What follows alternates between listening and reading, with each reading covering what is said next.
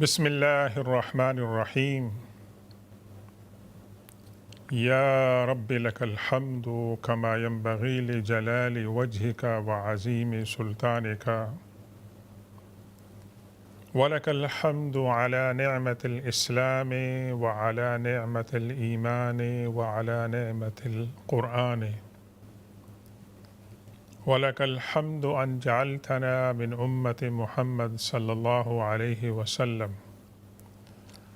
اللهم صل وسلم وبارك على سيدنا ومولانا محمد وعلى آل سيدنا ومولانا محمد بعدد من صلى عليه، وصل عليه بعدد من لم يصل عليه، وصل عليه كما تحب أن يصلى عليه، وصل عليه كما ينبغي أن يصلى عليه. أعوذ بالله من الشيطان الرجيم. بسم الله الرحمن الرحيم. مثل الذين ينفقون أموالهم في سبيل الله كمثل حبة أنبتت 7 سنابل في كل سنبلة 100 حبة والله يضاعف لمن يشاء والله واسع عليم. صدق الله مولانا العظيم وبلغنا رسوله النبي الأمي الأمين الكريم، ونحن على ذلك لمن الشاهدين والشاكرين، والحمد لله رب العالمين. رب اشرح لي صدري ويسر لي أمري واحلل عقدة من لساني يفقه قولي. السلام علیکم ورحمۃ اللہ تعالی وبرکاتہ۔ محترم ناظرین گرامی اور سامعین کرام، آپ کی خدمت میں دوبارہ ایک نئی صبح کے ساتھ اس دعا اور تمنا کے ساتھ حاضر ہو رہے ہیں کہ آپ جہاں کہیں بھی ہوں، اللہ تبارک و تعالی آپ کو ایمان کی سلامتی عطا فرمائے، آپ کو اللہ تعالی صحت عطا فرمائے، اور آپ کے گرد و نواح میں جہاں کہیں بھی ہوں، آپ اللہ تبارک و تعالی وہاں امن اور سکون عطا فرمائے۔ ناظرین گرامی، آج ذی الحجہ کی 18ویں تاریخ ہے، اور آج ہم آپ کی خدمت میں انشاءاللہ اس مناسبت سے، اس تاریخ کے حوالے سے کچھ انشاءاللہ باتیں عرض کریں گے، لیکن اس سے پہلے آپ سے درخواست ہے کہ آپ میرے ساتھ شریک ہوں کہ ہم دعا کریں فلسطین کے مسلمانوں کے لیے، مظلوموں کے لیے۔ اللہ تبارک و تعالی ان کو صحت، عافیت اور آزادی کی نعمت عطا فرمائے۔ اللہ تبارک و تعالی ان کو وہ تمام نعمتیں عطا فرمائیں جن کے وہ مستحق ہیں، اور خاص طور پر آزادی کی نعمت عطا فرمائے کہ وہ اپنے فیصلے خود کر سکیں، اور اللہ تبارک و تعالی مسجد اقصیٰ کو بھی جو ہے وہ آزاد فرمائے، اور اللہ تعالی ہمیں سب کو وہاں پر اپنی زندگی میں موت سے پہلے ایک مرتبہ نماز کی توفیق عطا فرمائے، آمین یا رب العالمین۔ ایک دوسری افسوسناک خبر جو آپ تک پہنچی ہوگی وہ یہ ہے کہ اب تک کی اطلاعات کے مطابق اس سال حجاج کرام جو حج کے دوران اس دنیا سے تشریف لے گئے، ان کی تعداد تقریباً 1300 بتائی جاتی ہے۔ ہو سکتا ہے اس میں اضافہ ہو۔ اس کے ساتھ ساتھ کچھ حجاج کرام کی یہ بھی خبریں ہیں کہ وہ مسنگ ہیں، اور ان کی کوئی خبر نہیں ہے کہ وہ کہاں پر ہیں۔ تو ہم اللہ تبارک و تعالیٰ سے دعا کرتے ہیں کہ جو حجاج کرام حج پہ تشریف لے گئے تھے، اللہ تمام کی طرف سے حج کے فریضے کو، اس کی سعادت کو ان کے لیے قبول فرمائے، اور جن کے مقدر میں یہ سانحہ لکھا تھا کہ انہیں اس مقدس فریضے کے دوران اللہ تبارک و تعالیٰ نے موت سے دوچار کیا، اللہ تبارک و تعالیٰ ان کے درجات بلند فرمائے، اللہ تعالیٰ ان کو شہداء کا درجہ عطا فرمائے، اللہ ان کے لواحقین اور پسماندگان کو اللہ تعالیٰ صبر جمیل اور اجر عطا فرمائے،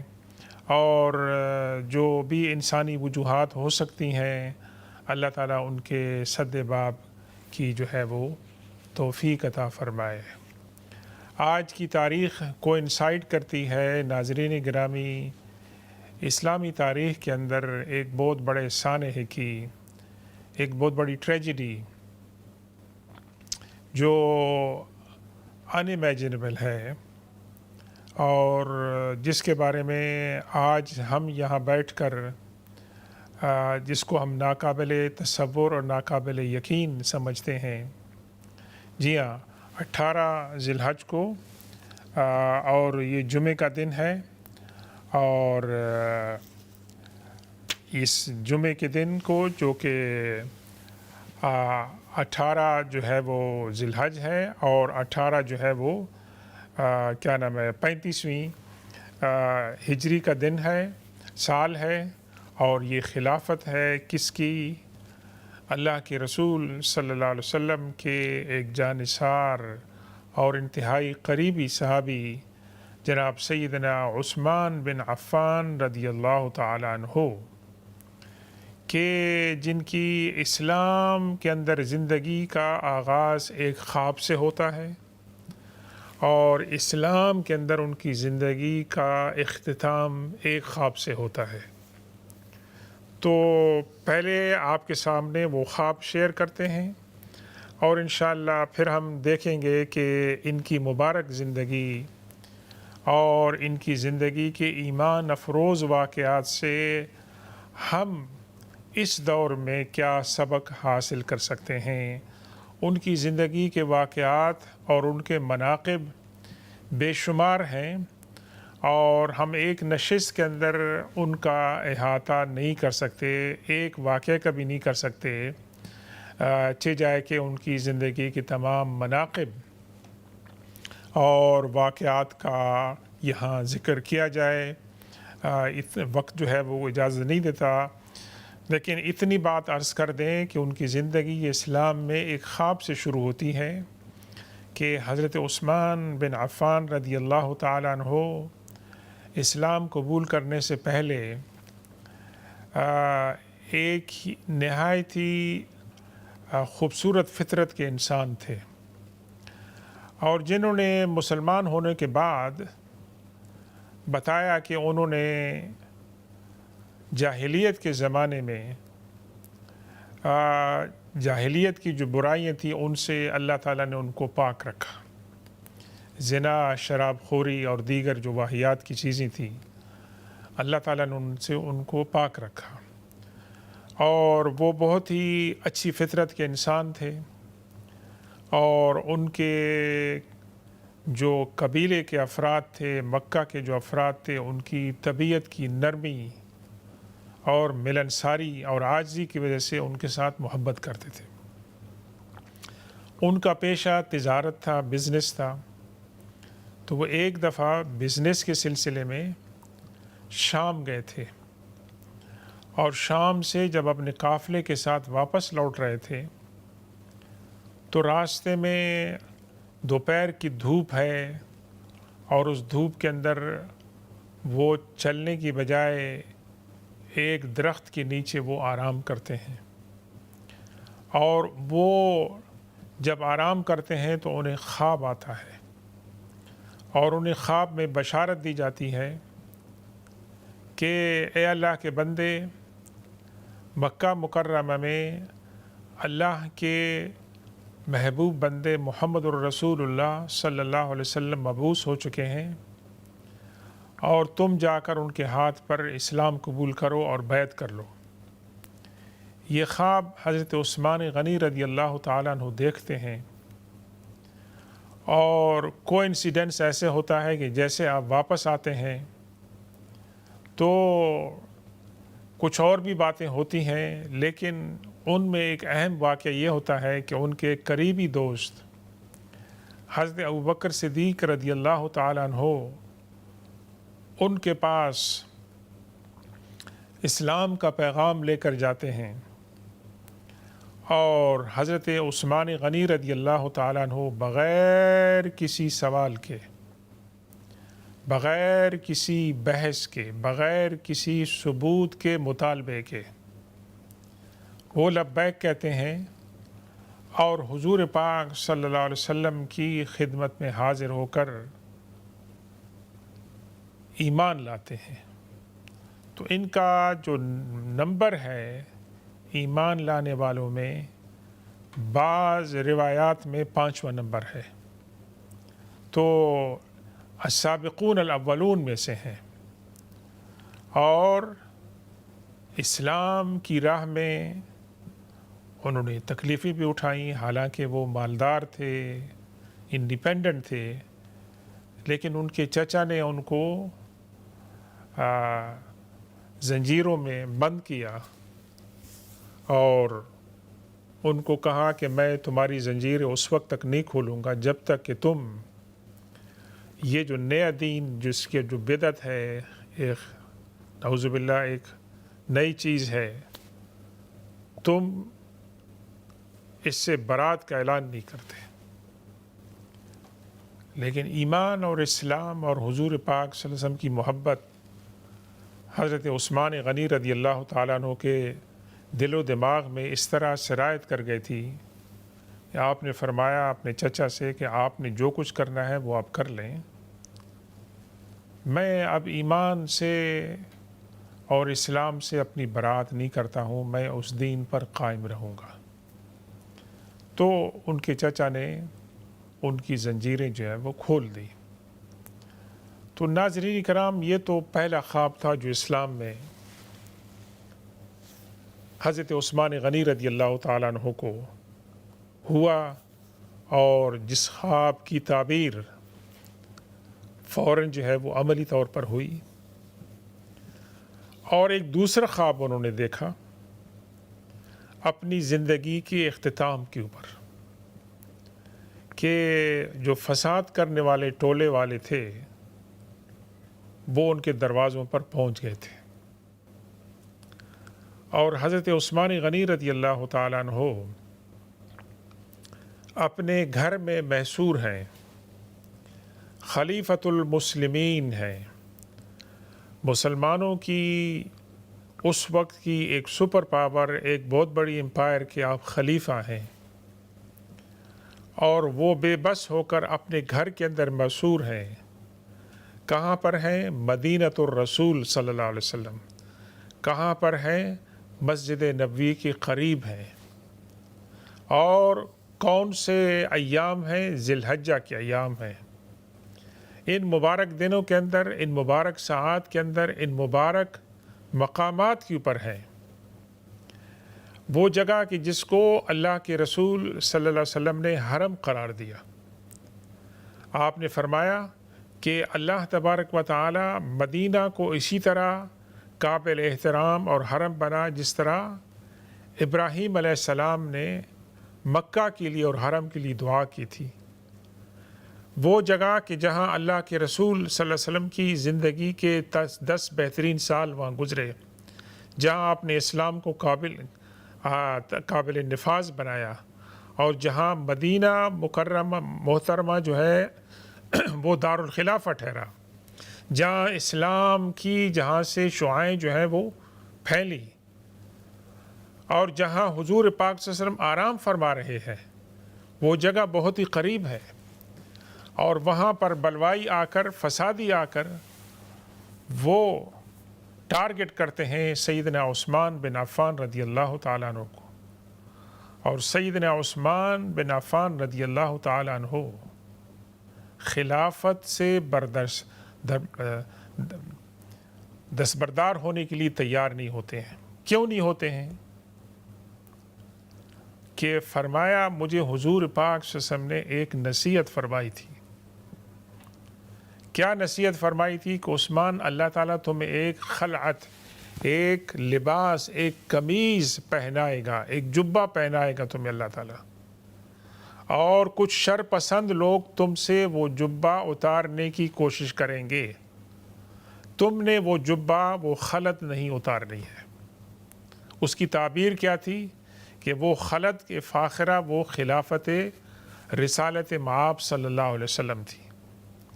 تو حضرت عثمان غنی رضی اللہ تعالیٰ عنہ نے اپنی جان کو بچانے کے لیے کسی کا خون بہانے سے دریغ کیا اور اس بات کو ترجیح دی کہ اگر میری ایک جان جاتی ہے تو چلی جائے، لیکن مدینۃ الرسول صلی اللہ علیہ وسلم میں حضور پاک صلی اللہ علیہ وسلم کے پڑوس کے اندر دو مسلمان گروہوں کے اندر خون ریزی نہ ہو، یہ بہت بڑی وائلیشن ہوگی۔ تو یہ اسی امتحان کے اندر حضرت عثمان غنی رضی اللہ تعالیٰ عنہ آخری دن اپنی اہلیہ سے فرماتے ہیں کہ یہ لوگ مجھے قتل کریں گے۔ آپ کی اہلیہ فرماتی ہیں کہ نہیں، اتنی جرأت تو نہیں کریں گے کہ آپ کو قتل کریں گے۔ آپ نے فرمایا نہیں، میں نے خواب دیکھا ہے، میں نے خواب دیکھا ہے، خواب میں میری ملاقات ہوئی ہے حضور پاک صلی اللہ علیہ وسلم سے، حضرت عمر سے، حضرت ابو بکر صدیق رضی اللہ تعالیٰ عنہ سے، تینوں سے میری ملاقات ہوئی ہے خواب میں، اور تینوں نے مجھے بشارت دی ہے کہ آپ نے کل روزہ ہمارے ساتھ افطار کرنا ہے۔ حضور پاک صلی اللہ علیہ وسلم اپنی قبر انور کے اندر ہیں، حضرت ابوبکر صدیق رضی اللہ تعالیٰ عنہ، حضرت عمر فاروق رضی اللہ تعالیٰ عنہ ان کے ساتھ ان کے پہلو میں اپنی قبروں کے اندر ہیں۔ حضرت عثمان غنی رضی اللہ تعالیٰ عنہ خواب میں دیکھتے ہیں کہ تینوں حضرات نے ان سے یہ کہا کہ آپ نے کل روزہ ہمارے ساتھ افطار کرنا ہے۔ کتنی باتیں ہیں اس کے اندر۔ یہ خواب ہے حضرت عثمان غنی رضی اللہ تعالیٰ عنہ کا اپنی زندگی کے آخری دن کے اندر ان کو یقین ہو جاتا ہے کہ ان کی موت، ان کی شہادت جو ہے وہ اس کا وقت آ چکا ہے۔ ویسے تو وہ اللہ کے رسول صلی اللہ علیہ وسلم، حضرت ابوبکر صدیق، حضرت عمر فاروق رضی اللہ تعالیٰ عنہ کی فرمائش پر آخری دن روزہ رکھتے ہیں اور اس انتظار میں ہوتے ہیں کہ کب میری موت واقع ہوگی، اور میری موت کے فوراً بعد میری اپنے پیاروں سے ملاقات ہوگی، اور جب پیاروں سے ملاقات ہوگی تو وہاں پر میں روزے کی حالت میں میری شہادت ہوگی، قرآن کی تلاوت کے دوران میری جو ہے وہ شہادت ہوگی، اور جیسی ہی میری شہادت ہوگی میرا جو روزہ ہے اس کی افطاری ہوگی حضور پاک صلی اللہ علیہ وسلم، حضرت ابوبکر صدیق، حضرت عمر فاروق رضی اللہ تعالیٰ عنہ کے ساتھ۔ تو ناظرین کرام، اگر ہم اس خواب کی تعبیر اور اس کی تشریح کے لیے بیٹھیں تو نہ معلوم ہمیں کتنے گھنٹے جو ہیں اس کے اندر صرف کرنا پڑیں۔ لیکن ایک بات، پہلی خواب جو آپ کو آئی بشارت دی حضور پاک صلی اللہ علیہ وسلم کی نبوت کی کہ اس کو قبول کر لیں، آپ نے اس کو قبول کیا، اور آخری خواب کے اندر آپ کو بشارت ہے کہ آپ کی شہادت ہوگی، لیکن آپ نے اپنی شہادت روزے کی حالت میں کرنی ہے اور آپ کی افطاری ہمارے ساتھ ہوگی۔ تو اس سے دونوں واقعات سے حضرت عثمان غنی رضی اللہ تعالیٰ عنہ کا جو مقام ہے، ان کی جو فضیلت ہے، ان کی جو عظمت ہے، اللہ کی نگاہ میں، اللہ کے رسول صلی اللہ علیہ وسلم کی نگاہ میں، صحابہ کرام کی نگاہ میں، اس کو مزید بیان کرنے کی ضرورت نہیں، اس کے تعارف کی، اس کی تشریح کی جو ہے وہ ضرورت نہیں ہے۔ تو اس کے بعد ہم دیکھتے ہیں کہ حضرت عثمان غنی رضی اللہ تعالیٰ عنہ اپنی لائف کو ڈیڈیکیٹ کرتے ہیں اسلام کی خدمت کے لیے، حضور پاک صلی اللہ علیہ وسلم کی خدمت کے لیے، اور بطور محدث، بطور صحابی اور بطور مسلمان، بطور انسان جو ہیں وہ زندگی گزارتے ہیں۔ تو ہم نے یہ دیکھنا ہے ناظرین کرام کہ آج 1400 سال کے بعد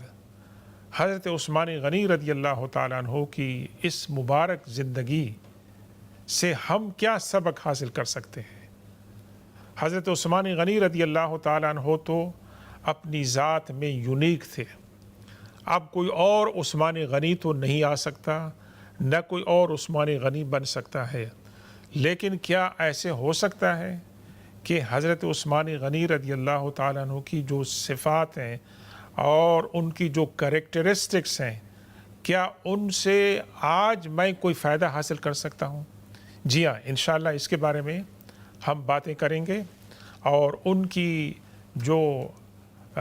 صفات ہیں، ان صفات میں ایک بہت ہی نمایاں جو صفت ہے جو اللہ تبارک و تعالیٰ نے ان کو عطا فرمائی تھی، وہ ہے صفت کی جود و سخا کی اور سخاوت کی جو صفت ہے، اور اللہ کی راہ میں خرچ کرنے کی اور اللہ کی مخلوق کی خدمت کرنے کی. اس کے بارے میں انشاءاللہ ہم باتیں کریں گے. اور اس لیے ہم نے سورہ بقرہ کی ایک بہت ہی خوبصورت آیت تلاوت کی ہے، جس میں اللہ تبارک و تعالیٰ فرماتے ہیں مثل الذین ينفقون اموالهم فی سبیل اللہ، ان لوگوں کی مثال کہ جو اللہ کی راہ میں خرچ کرتے ہیں، کمثل حبۃ، اس دانے کے، گندم کے اس دانے کی طرح ہے کہ جس کو جب آپ زمین کے اندر ڈالتے ہیں تو وہ کیا کرتی ہے، انبتت سبع سنابل، ایک دانے کے بدلے میں 7 بالیاں جو ہے وہ اگتی ہیں، ویسے ایک دانے کے بدلے میں. اور پھر ہر بالی کے اندر کیا ہوتے ہیں، 100 دانے جو ہیں وہ ہوتے ہیں. تو اللہ تبارک و تعالی جس کے لیے چاہتا ہے وہ رزق کے اندر جو ہے وہ اور اپنے فضل کے اندر جو ہے اضافہ کرتا ہے. یہ مثال ہے ان لوگوں کی جو اللہ کی راہ میں خرچ کرتے ہیں. وہ اللہ کی راہ میں ایک دانہ خرچ کرتے ہیں، اللہ تبارک و تعالیٰ ایک دانے کے بدلے میں جو ہے وہ کتنی بالیاں جو ہے وہ 7 بالیاں جو ہے وہ ان کو اگاتا ہے، اور ہر بالی کے اندر جو ہے وہ 7 دانے ہوتے ہیں. تو آپ اس کو ضرب لگائیں کہ وہ اللہ تبارک و تعالیٰ نے یہ ایک مثال جو ہے بیان فرمائی. اب اس قرآن کی اس آیت کے جواب میں اور پھر اللہ تعالیٰ فرماتا ہے من ذا الذی یقرض اللہ قرضا حسنا فیضاعف له اضعافا کثیرا، جو بھی انسان اللہ کی راہ میں خرچ کرتا ہے اور اللہ تبارک و تعالیٰ اس کو قرض حسنہ سے تعبیر کرتے ہیں، اللہ تبارک و تعالیٰ ان کے لیے بہت زیادہ جو ہے برکتیں اور اضافے جو ہیں وہ فرماتے ہیں. تو ہم دیکھتے ہیں انشاءاللہ کہ حضرت عثمان غنی رضی اللہ تعالیٰ انہوں نے اپنی دولت کو اسلام کی خدمت کے لیے اور مسلمانوں کی خدمت کے لیے اور حضور پاک صلی اللہ علیہ وسلم کی دعوت پر لبیک کہتے ہوئے کتنا انہوں نے خرچ کیا. انشاءاللہ اس کے بارے میں اور آپ کی جو مناقب دیگر ہیں کہ جن سے ہم سبق حاصل کر سکتے ہیں، ان کے بارے میں انشاءاللہ ہم یہ گفتگو مزید جاری رکھیں گے. ابھی ہم تھوڑی دیر کے لیے بریک پہ جا رہے ہیں، تو بریک کے بعد ہم واپس آئیں گے. یہ سلسلہ ہم جاری رکھیں گے، آپ ہمارے ساتھ رہیے.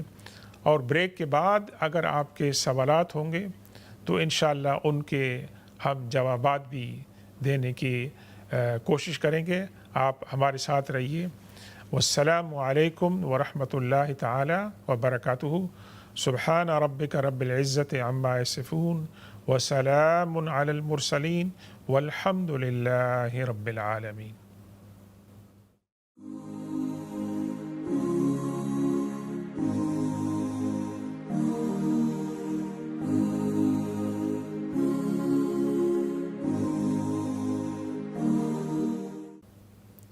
بسم اللہ الرحمن الرحیم. السلام علیکم ورحمۃ اللہ تعالی وبرکاتہ. محترم ناظرین گرامی، ویلکم بیک. اگر آپ کے کوئی سوالات ہیں تو آپ پیش کر سکتے ہیں، انشاءاللہ ہم ان کے جوابات دینے کی کوشش کریں گے. اور ان دا مین ٹائم ہماری بریک سے پہلے گفتگو ہو رہی تھی اللہ کے رسول صلی اللہ علیہ وسلم کے جلیل القدر اور انتہائی مقرب اور وہ صحابی کہ جنہیں نے اللہ کے رسول صلی اللہ علیہ وسلم نے زندگی میں جنت کی بشارت دی، جنہیں اللہ کے رسول صلی اللہ علیہ وسلم کی مسند پر خلافت کا اعزاز ملا، جنہیں اللہ کے رسول صلی اللہ علیہ وسلم کی محراب میں نماز پڑھانے اور آپ کے منبر پر خطبہ دینے کا اعزاز حاصل ہوا، ان کی زندگی کے بارے میں ہم باتیں کر رہے تھے کہ ہم ان کی زندگی سے کیا سیکھ سکتے ہیں۔ تو عرض کیا تھا کہ ایک جو ہم سیکھ سکتے ہیں وہ ان کی سخاوت ہے، اور اللہ کی راہ میں خرچ کرنے سے اللہ تبارک و تعالی انسان کو دنیا اور آخرت میں بہت سی نعمتیں اور برکتیں عطا فرماتا ہے، اور بہت سے مشکلات جو ہیں وہ آسان ہوتی ہیں، بہت سی مصیبتوں سے اللہ تعالیٰ بچاتے ہیں، اور یہ ہم سیکھتے ہیں حضرت عثمان غنی رضی اللہ تعالیٰ عنہ سے، اور ان کی سخاوت کے واقعات بہت ہیں، لیکن ایک کے بارے میں ہم بات کریں گے۔ مثال کے طور پر جب مسلمان مدینہ میں پہنچتے ہیں تو مسلمانوں کو یہاں مختلف چیلنجز درپیش ہوتے ہیں۔ آب و ہوا موافق نہیں آتی ہے، پانی کی شارٹیج ہے، تو اس شارٹیج کو دور کرنے کے لیے ایک مشہور کنواں تھا جس کو بیر روما کہتے تھے، اور اس کا مالک ایک یہودی تھا۔ ان کے ساتھ حضرت عثمان غنی رضی اللہ تعالیٰ عنہ ڈیل کرتے ہیں، اور ڈیل یہ ہوتی ہے کہ 2 دن مسلمان پانی استعمال کریں گے، اور باقی دن جو ہے وہ یہودی اس کو دوسرے لوگوں کو پانی فروخت کریں گے۔ اور کچھ عرصے کے بعد پھر وہ جو مالک ہیں وہ حضرت عثمان غنی رضی اللہ تعالیٰ عنہ سے کہتے ہیں کہ آپ اس کی ٹوٹل اونرشپ جو ہے وہ لے لیں، اور حضرت عثمان غنی رضی اللہ تعالیٰ عنہ وہ ہزاروں درہم اور دینار خرچ کر کے اس کنویں کے مالک بن جاتے ہیں، اور اس کنویں کو وقف کر دیتے ہیں مسلمانوں کے لیے فار لائف، فار ایور، کہ اس سے جو ہے پانی جو بھی پی گا اس کو کوئی پیسے نہیں دینے پڑیں گے، اور یہ فری آف چارج ہوگا۔ تو ناظرین گرامی، یہ لوگوں کو پانی پلانا مفت میں، یہ اس کا بہت بڑا ثواب ہے۔ اور حضور پاک صلی اللہ علیہ وسلم نے جہاں لوگوں کو کھانا کھلانے کی تلقین کی ہے، ترغیب دی ہے، کسی نے پوچھا کہ یا رسول اللہ اس میں بہترین صدقہ کون سا ہے؟ تو آپ نے فرمایا سقیا، لوگوں کو پانی پلائیں، کیونکہ ایک انسان بھوکا بھی ہوتا ہے، لیکن انسان اگر پیاسا ہے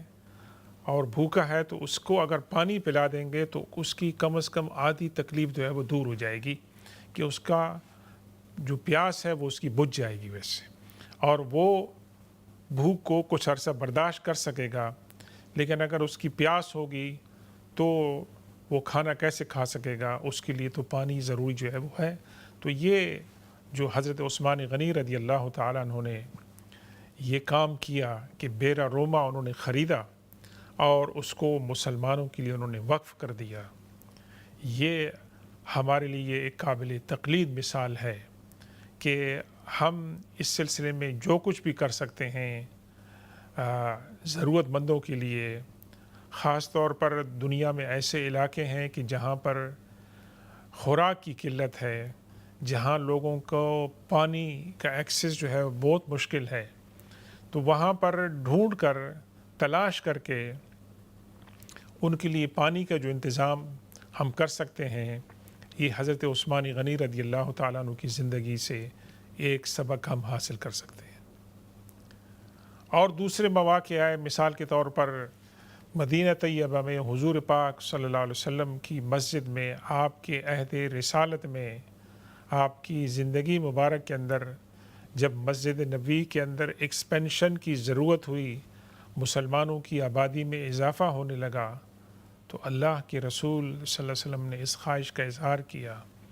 تو حضرت عثمان غنی رضی اللہ تعالیٰ عنہ نے مسجد کی توسیع کے لیے فنڈ جو ہے مہیا کیے، اور اللہ کے رسول صلی اللہ علیہ وسلم نے ان کو بشارت دیں، ان کو خوشخبریاں سنائیں۔ اور اسی طریقے سے حضور پاک صلی اللہ علیہ وسلم جب حجۃ الوداع کے موقع پر آپ مکہ تشریف لے گئے تو وہاں پر حرم کے اندر، حرم مکہ میں اللہ کے رسول صلی اللہ علیہ وسلم نے دیکھا کہ مسلمانوں کی آبادی جو ہے وہ بڑھ رہی ہے، تو وہاں آپ نے ضرورت محسوس فرمائی کہ حرم مکہ کے آس پاس جو پراپرٹیز ہیں ان کو خریدا جائے۔ لیکن ان کے جو مالکان تھے انہوں نے عرض کیا کہ یا رسول اللہ، ہمارے پاس اور کوئی جگہ نہیں ہے کہ ہم کہاں پر جائیں۔ تو حضرت عثمان غنی رضی اللہ تعالیٰ عنہ نے ان کو اچھی خاصی اماؤنٹ جو ہے وہ آفر کی، اور اس زمین کو خرید کر حرم مکہ کے اندر اس کی توسیع جو ہے وہ کر دی۔ اب آپ ناظرین کرامی دیکھیں کہ کسی بھی مسجد کو آپ بناتے ہیں یا اس کی توسیع کے اندر آپ حصہ لیتے ہیں تو اس کا اجر و ثواب کتنا ہوتا ہے، اس سے کتنے لوگ فائدہ اٹھاتے ہیں،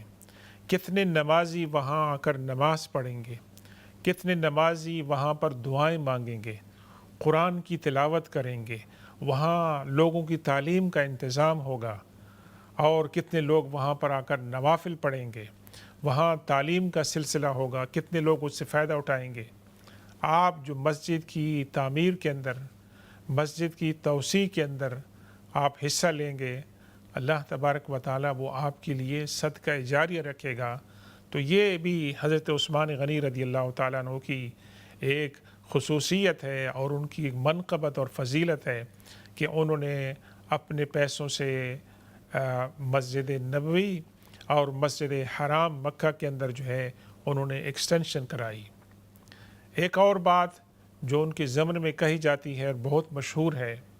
کہ آج کل کے جو ایام ہیں یہ گرمی کے، انتہائی گرمی کے دن ہیں ویسے، اور انہی گرمی کے دنوں کے اندر مسلمانوں کو ایک ملٹری ایکسپیڈیشن تبوک، جو وہ کافی دور ہے مدینہ منورہ سے، وہاں پر ان کو ضرورت پڑی کیونکہ یہ خبریں آ رہی تھیں کہ روم کی جو حکومت ہے وہ مسلمانوں پر چڑھائی کرنا چاہتی ہے، تاکہ بجائے کہ اسلام اپنی حدود سے باہر نکلے، اس کو پریمپٹ کر کے ان کا قلعہ کما جو ہے وہ کر دیا جائے۔ تو حضور پاک صلی اللہ علیہ وسلم جو تھے وہ ملٹری کمانڈر بھی تھے اور ملٹری اسٹریٹجسٹ بھی تھے۔ انہوں نے غزوہ تبوک کی تیاری کا اعلان کیا اور اس کے اندر آپ نے فنڈ ریزنگ کا بھی جو ہے اعلان کیا۔ تو اس کے اندر حضرت عثمان غنی رضی اللہ تعالیٰ نے نامعلوم کتنا سونا اور کتنے اونٹ اور کتنے جو ہے وہ انہوں نے گھوڑے جو ہے ساز و سامان کے ساتھ انہوں نے پیش کیے۔ اللہ کے رسول صلی اللہ علیہ وسلم مسجد نبی کے اندر بیٹھے ہیں، حضرت عثمان غنی رضی اللہ تعالیٰ عنہ کی جو درہم اور دینار ہیں اور جو سونا ہے اس کو الٹ پلٹ کرتے ہیں ہاتھوں کے اندر، اور فرماتے ہیں عثمان اس کے بعد تمہیں کسی چیز کا نقصان نہیں پہنچے گا، تم جو کچھ بھی کرو گے ان کو جو ہے اللہ کی مغفرت کی جو ہے وہ بشارت دیتے ہیں۔ تو اللہ تبارک و تعالیٰ سے یہ قبولیت کا ایک جو ہے وہ پہلو ہوتا ہے کہ اللہ کے رسول صلی اللہ علیہ وسلم کی طرف سے اس کو قبول کرتے ہیں اور حضرت عثمان غنی رضی اللہ تعالیٰ عنہ پیش کرتے ہیں۔ یہ جو کامن کاز ہے کمیونٹی کا، مسلمانوں کے جو اجتماعی مفاد ہے، اس کے اندر ہم اپنے جو پیسے ہیں، ہم اپنا جو مال ہے اس کو ہم خرچ کریں تو اس کا جو ریوارڈ ہے وہ پتہ نہیں کتنے فولڈ ہوگا، اللہ تبارک و تعالیٰ اس کی کتنی برکتیں جو ہے وہ عطا فرمائے گا۔ اس سلسلے کی ایک اور مثال میں آپ کو عرض کرتا ہوں، اور اس کے بعد ہم حضرت عثمان غنی رضی اللہ تعالیٰ عنہ کی زندگی کے جو دیگر فضائل ہیں اور مناقب ہیں ان کی طرف چلتے ہیں۔ یہ زمانہ ہے حضرت ابوبکر صدیق رضی اللہ تعالیٰ عنہ کی خلافت کا، اور بارش نہیں ہو رہی ہے، قید سالی ہے، لوگ حضرت ابوبکر صدیق رضی اللہ تعالیٰ عنہ کے پاس جاتے ہیں اور عرض کرتے ہیں کہ خلیفۃ الرسول اللہ صلی اللہ علیہ وسلم بہت ہی قحط سالی ہو چکی ہے۔ جیسے آج کل ہمارے یہاں بہت مہنگائی ہے اور مہنگائی بڑھتی جا رہی ہے اور لوگ مہنگائی کی وجہ سے خاص طور پر پسماندہ ممالک میں جو ہیں وہ لوگ بہت ہی جو ہیں پریشان ہیں۔ تو جب وہ خلیفۃ رسول صلی اللہ علیہ وسلم کے پاس جاتے ہیں تو آپ فرماتے ہیں کہ آپ صبر کریں، اللہ تعالیٰ آپ کی مدد فرمائے گا۔ اس اثناء میں دیکھتے ہیں کہ ایک قافلہ آتا ہے جس کے اندر 100 اونٹ جو ہیں وہ مال تجارت کے اناج کے ہوتے ہیں۔ یہ قافلہ کس کا ہوتا ہے؟ حضرت عثمان غنی رضی اللہ تعالیٰ عنہ کا۔ اور ناظرین کرام، آپ جانتے ہوں گے کہ پیسہ بنانے کا ایک بہترین وقت جو بزنس والے لوگ ہیں وہ بنا سکتے ہیں کہ جس وقت کھانے پینے کی چیزوں کی شارٹیج ہو۔ اور آپ نے دیکھا ہوگا کہ جب ہمارے یہاں پر کورونا آیا تھا تو کورونا میں ایون ٹیشو پیپر بھی کتنا مہنگا ہو گیا تھا اور ملتا بھی نہیں تھا، اور 1 پاؤنڈ کی چیز 5 پاؤنڈ میں ملتی تھی۔ تو لوگ کیا کرتے ہیں کہ ایسے وقت میں جو ہیں وہ سٹاک رکھ کے اس کو مہنگا بیچتے ہیں ویسے۔ اور یہ حضرت عثمان غنی رضی اللہ تعالیٰ عنہ بزنس مین ہیں، یہ شام سے اپنا بزنس 100 اونٹوں کا قافلہ لے کے آتے ہیں جس کے اوپر اناج لدا ہوتا ہے، اور وہ مدینے کے گیٹس پر جب پہنچتے ہیں تو مدینے کے تاجر ان کو آفر کرتے ہیں کہ 120% ایکسٹرا دیں گے، جو آپ کی کاسٹ ہے ہم 120% ایکسٹرا دیں گے۔ حضرت عثمان غنی رضی اللہ تعالیٰ فرماتے ہیں یہ تو آفر جو ہے نا یہ کافی نہیں ہے، کچھ اور آفر کرو۔ تو وہ کہتے ہیں 150% جو ہے ہم آپ کو آفر ہم دیں گے، لیکن آپ ہمارے ہاتھ میں بیچیں۔ جو 150% پہ خریدے گا تو وہ کتنے آپ سمجھ سکتے ہیں ناظرین کرام کہ وہ کس ریٹ پہ پھر اس کو بیچے گا۔ ظاہر ہے اس کو تو وہاں پر ضرورت ہے، تو وہ جتنا مہنگا بیچے گا اس کی چیز جو ہے وہ بک جائے گی۔ حضرت عثمان غنی رضی اللہ تعالیٰ فرماتے ہیں نہیں، مجھے ایک اور آفر آئی ہے ویسے، اور وہ آفر تم سے زیادہ بڑی ہے ویسے۔ وہ کہتے ہیں وہ کون سی آفر ہے جو ہماری آفر سے بڑی ہے؟ فرمایا وہ آفر اللہ تعالیٰ کی طرف سے ویسے، کہ اللہ تبارک و تعالیٰ کی نے فرمایا ہے کہ من یقرض اللہ قرضا حسنا فیضاعف له اضعافا کثیرا۔ اللہ تبارک و تعالیٰ جو اللہ کی راہ میں قرض حسنہ دیتا ہے، اللہ تبارک و تعالیٰ ان کو مینی فولڈ جو ہے ریوارڈ اور ریٹرن دیتا ہے۔ تو فرمایا کہ یہ تمام کے تمام جو اونٹ ہیں سامان کے ساتھ لدی ہوئی ہیں، ان تمام کو میں مدینہ کے ضرورت مندوں اور فقراء کے اندر جو ہے میں تقسیم کرتا ہوں۔ مجھے تمہارا منافع نہیں چاہیے، مجھے وہ منافع چاہیے جو اللہ کی طرف سے ہے۔ تو دوسری بات یہ ہے کہ ناظرین گرامی، کہ جو چیز انسان کو روکتی ہے بعض اوقات اللہ کی راہ میں خرچ کرنے سے، وہ کیا آتی ہے کہ میرے پاس اگر 100 پاؤنڈ ہے، اس میں سے اگر میں نے 50 پاؤنڈ 20 پاؤنڈ اللہ کی راہ میں اگر میں نے خرچ کر دیے تو میں تو ریلیٹیولی تھوڑا سا غریب ہو جاؤں گا اور میرے پاس پیسوں کی کمی ہوگی۔ ایسے خیالات کو، ایسے وسوسوں کو ریپیل کرنے کے لیے آپ اللہ کے رسول صلی اللہ علیہ وسلم کا یہ فرمان سامنے رکھیں۔ اللہ کے رسول صلی اللہ علیہ وسلم نے گارنٹی کے ساتھ فرمایا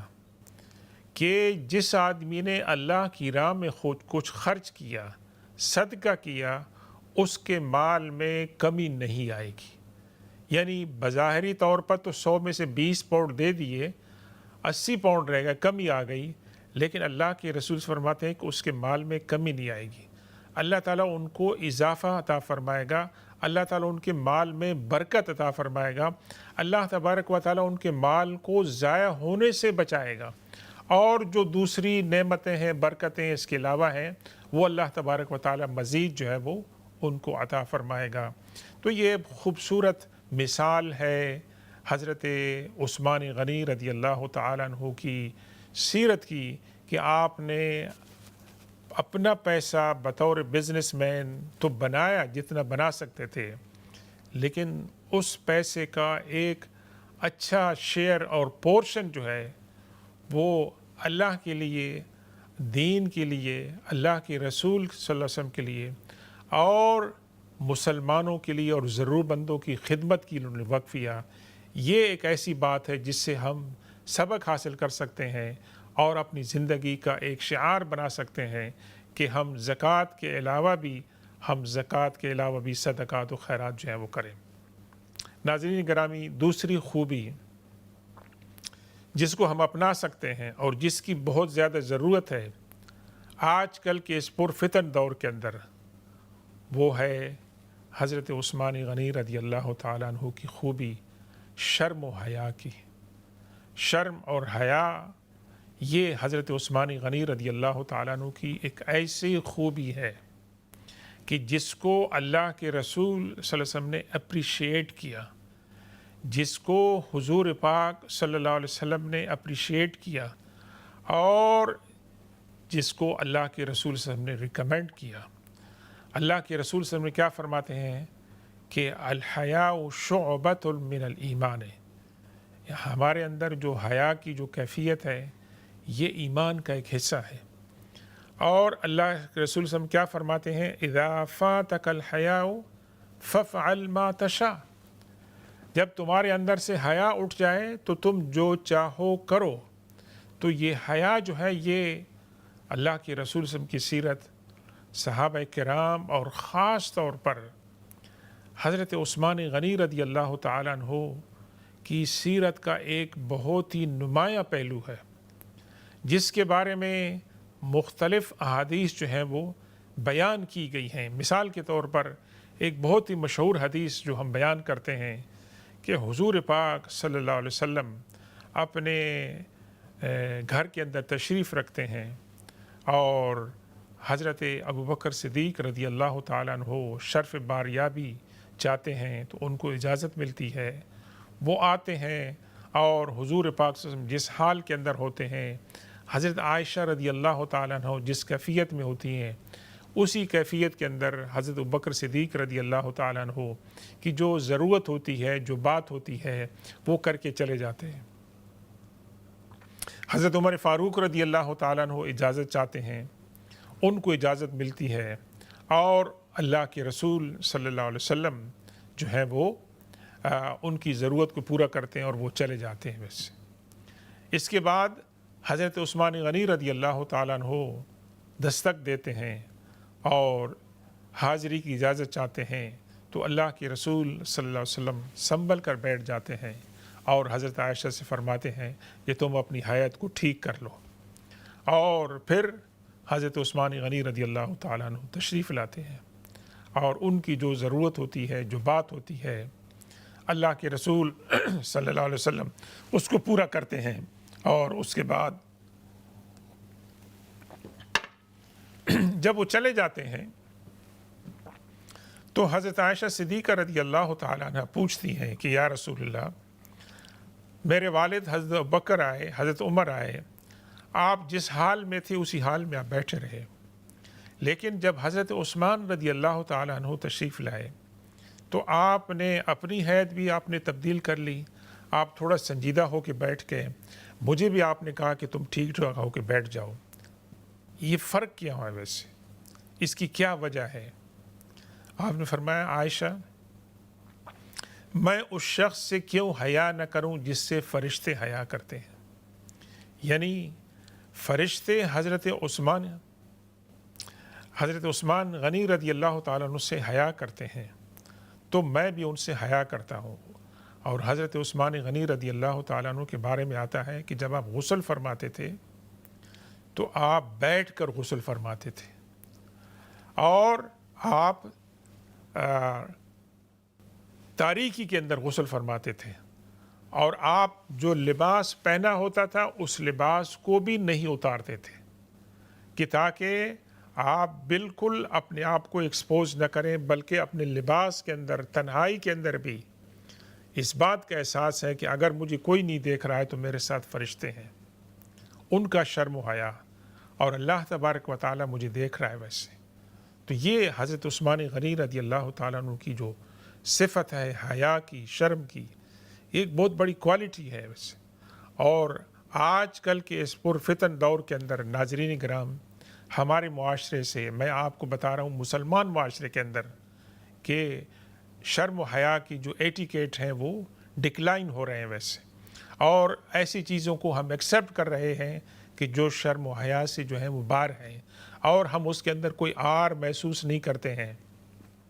لیکن یہ کہ یہ اس دور کی فتنوں کے اندر یہ شرم و حیا ہے، اور اس کو اللہ کے رسول صلی اللہ علیہ وسلم نے اور قرآن نے اور حدیث نے جو باتیں بتائی ہیں ہمیں ان پر عمل کرنا چاہیے اور بے حیائی کی باتوں سے جو ہے وہ بچنا چاہیے۔ تیسری بات، حضرت عثمان غنی رضی اللہ تعالیٰ عنہ کی زندگی سے ہم جو سیکھ سکتے ہیں وہ ہے عذاب قبر کا خوف۔ عذاب قبر کا خوف اتنا شدید تھا حضرت عثمان غنی رضی اللہ تعالیٰ عنہ کے بارے میں کہ جب آپ کسی قبر پہ تشریف لے جاتے تھے تو آپ بہت زیادہ روتے تھے، اتنا روتے تھے کہ آپ کی داڑھی مبارک تر ہو جاتی تھی اس سے۔ کسی نے پوچھا کہ حضرت صاحب آپ تو دوزخ اور جنت کا ذکر ہوتا ہے، اس کے بارے میں تو آپ نہیں روتے ہیں، آپ کی قبر کے اوپر آپ آ کر اتنا زیادہ کیوں روتے ہیں ویسے؟ تو جو جواب حضرت عثمان غنی رضی اللہ تعالیٰ نے دیا وہ ایک حدیث ہے، اور حضرت عثمان غنی رضی اللہ تعالیٰ نے صحابی رسول اور خلیفۃ المسلمین ہونے کے ساتھ ساتھ ایک ڈیفرنٹ ٹائپ کے محدث بھی تھے، ایسے محدث کے جو حدیث بیان کرتے تھے لیکن حدیث پر عمل کر کے بھی دکھاتے تھے۔ تو آپ نے کیا فرمایا؟ آپ نے فرمایا کہ حضور پاک صلی اللہ علیہ وسلم نے یہ فرمایا ہے کہ قبر جو ہے وہ عالم برزخ، عالم آخرت کا پہلا سٹیج ہے۔ ویسے قبر وہ عالم آخرت، عالم برزخ کا پہلا سٹیج ہے۔ اگر جس کا پہلا سٹیج کلیئر ہو گیا تو اس کے جو باقی جو سٹیجز ہیں وہ عالم آخرت کے وہ بھی کلیئر ہو جائیں گے۔ تو یہ آپ دیکھیں حضرت عثمان غنی رضی اللہ تعالیٰ عنہ جن کو اللہ کے رسول صلی اللہ علیہ وسلم نے جنت کی بشارت دی، جن کو اللہ کے رسول صلی اللہ علیہ وسلم نے فرمایا تمہارے گناہوں کو اللہ تعالیٰ نے معاف کر دیا ہے، جن کو اللہ کے رسول صلی اللہ علیہ وسلم نے فرمایا کہ عثمان تم اب جو چاہو کرو، تمہاری آئندہ زندگی میں جو کچھ ہونے والا ہے اللہ نے تمہاری مغفرت کر دی ہے اور تمہیں کوئی نقصان نہیں پہنچائے گا۔ ایسا انسان جب قبر پہ جاتا ہے اور قبر کے منظر کو ویژولائز کرتا ہے اور وہ روتا ہے تو ہمارے لیے کیا مقام ہے؟ کیا ہم عثمان غنی رضی اللہ تعالیٰ عنہ کے پائے کے انسان ہیں؟ ہمیں بھی قبر کی زندگی کو سوچنا چاہیے کہ ہم نے ایک دن جانا ہے، ہم نے وہاں سوال و جواب جو ہے ہمارے ہوں گے، ہمیں اس کے بارے میں فکر کرنی چاہیے اور ڈرنا چاہیے، اور قبر کا حساب کتاب یہ برحق ہے۔ اللہ تبارک و تعالی ہمیں سب کو حضرت عثمان غنی رضی اللہ تعالیٰ عنہ کی جو یہ زندگی کے مناقب ہیں اور فضائل ہیں ان سے سبق حاصل کرنے کی جو ہے وہ توفیق عطا فرمائے۔ ایک بہت ہی مشہور حدیث ہے، اللہ تبارک و تعالیٰ سے دعا ہے کہ اللہ تبارک و تعالیٰ آج کی اس محفل میں جو کچھ ہم نے عرض کیا ہے حضرت عثمان غنی رضی اللہ تعالیٰ ان کی سیرت کے بارے میں، اللہ تعالیٰ اس کو قبول فرمائے، اللہ تعالیٰ ان کے درجات کو بلند فرمائے،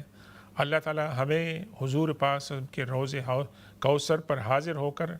ان کی خدمت میں سلام کرنے کا موقع عطا فرمائے۔ بسم اللہ الرحمن الرحیم۔ اللہم ربنا آتنا فی الدنیا حسنة وفی الآخرة حسنة وقنا عذاب النار۔ سبحان ربک رب العزة عما یصفون وسلام علی المرسلین والحمد للہ رب العالمین برحمتک یا ارحم الراحمین۔ والسلام علیکم ورحمۃ اللہ تعالی وبرکاتہ۔